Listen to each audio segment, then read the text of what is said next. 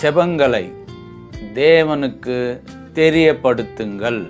இதுதான் இன்று நாளில் நாம் சிந்திக்க தியானிக்க இருக்கிற தலைப்பு. ஜெபம். இப்போ நான் முதலாவது ஜெபம் என்றால் என்ன, ரொம்ப எளிய முறையில் தான் உங்களுக்கு நான் ஆன்சர் பண்ணுறேன். எளிய முறையில் டாக்கிங் டு காட், தேவனோடு பேசுவது. Prayer is not meditation. ஜெபம் என்பது தியானம் அல்ல. அது ஜெபத்திற்கும் தியானத்துக்கும் வித்தியாசம் உண்டு. இன்னொரு விதத்தில் சொல்ல போனால், communication of the human soul with the lord who created the soul.